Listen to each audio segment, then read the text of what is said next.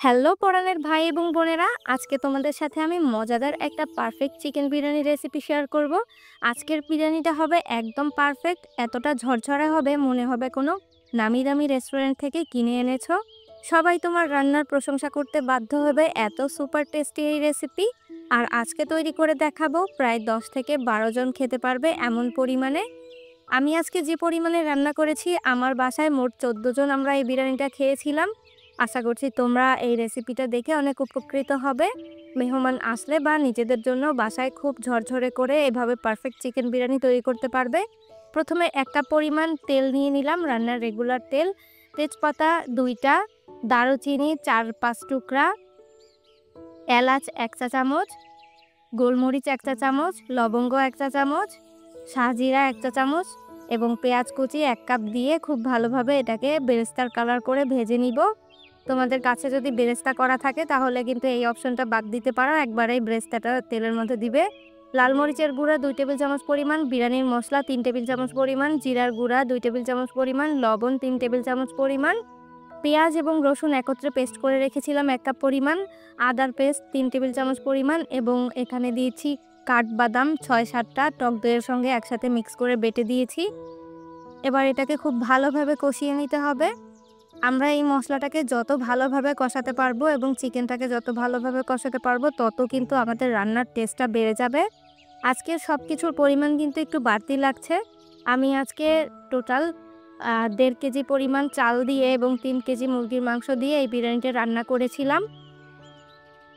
আমি একটা বড় সাইজের 3 কেজি ওজনের মুরগি নিয়ে নিয়েছি, ব্রয়লার মুরগি। এটাকে ছোট ছোট টুকরা করে কেটে নিয়েছি। মুরগিটা বাদ দেওয়ার পর হয়তো 100-200 গ্রাম পরিমাণ কম হতে পারে। খুব ভালোভাবে মশলার সঙ্গে মাংসটাকে কষিয়ে নিচ্ছি। তোমরা কিন্তু সেম রেসিপিতে গরুর মাংস বা খাসির মাংস দিয়েও রান্নাটা করতে পারো। আজকে এই মুরগিটা আস্তে আস্তে অল্প জালে কষাতে হবে, যেন এতে করে এক্সট্রা কোনো পানি না দিতে হয়। কষাতে কষাতে দেখবে এর মধ্য থেকে কিছুটা পানি বের হবে, আর এই পানিতেই আমাদের মুরগির মাংসটাকে সেদ্ধ করে নিতে হবে। ঢাকনা দিয়ে ঢেকে রান্না করছি, আর ঢাকনাটা তোলার পরেই দেখতে পাচ্ছ কতটা পরিমাণ পানি হয়েছে। এই পানিটাকে একেবারে শুকিয়ে ফেলতে হবে, আর ব্রয়লার মুরগির মাংস সেদ্ধ হতে খুব বেশি টাইম লাগে না। 6-7টা কাঁচামরিচ দিয়ে দিলাম। কাঁচামরিচটা দেওয়ার কারণে এই ঝালটা এবং এর ফ্লেভারটা অনেক বেশি ভালো আসবে।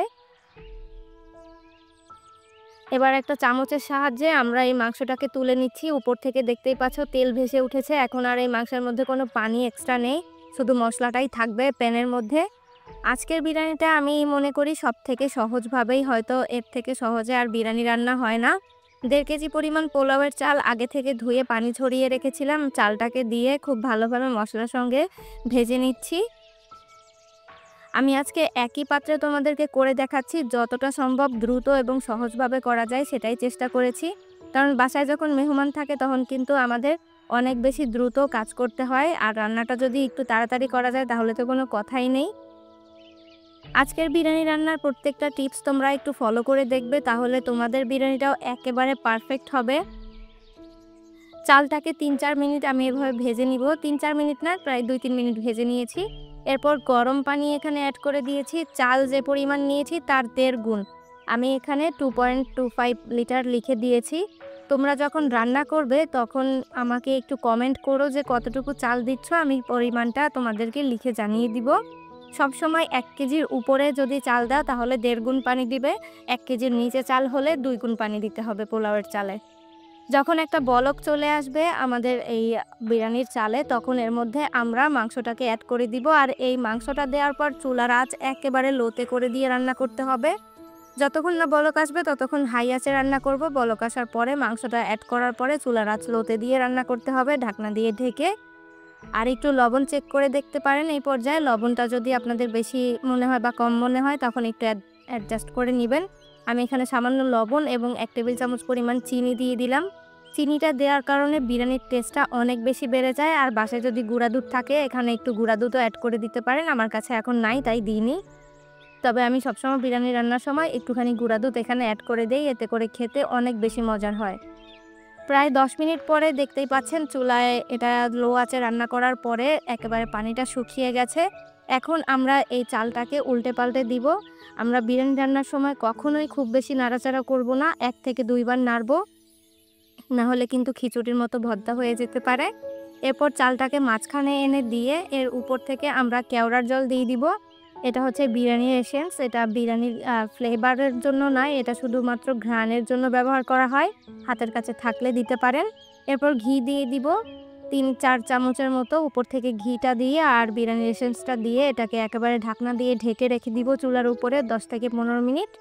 ১০-১৫ মিনিট পরে আমরা বিরিয়ানিটাকে সার্ভ করব। আর এই গরম, গরম বিরিয়ানির এত সুন্দর ফ্লেভার এবং ঘ্রাণ আসছিল যে বাসার সবার কিন্তু অনেক বেশি প্রশংসা আগে থেকেই পেয়েছি। আর আপনারা তো জানেন, যারা রেগুলার আমার রেসিপি দেখেন, আমার রেসিপি মানেই অথেন্টিক এবং ইজি রেসিপি। আমি সবসময় আপনাদের সহজভাবে বিরিয়ানি রান্নার রেসিপিগুলো শেয়ার করার চেষ্টা করি। আশা করছি আমার আজকের রেসিপিটা আপনাদের নিশ্চয়ই ভালো লেগেছে। ভালো লেগে থাকলে প্লিজ লাইক, কমেন্ট, শেয়ার করে আমার চ্যানেলটি সাবস্ক্রাইব করে আমার পাশেই থাকবেন। দেখা হবে আরও মজার, মজার বিরিয়ানির রেসিপি নিয়ে নেক্সট এপিসোডে। ভালো থাকবেন সকলে। আসসালামু আলাইকুম।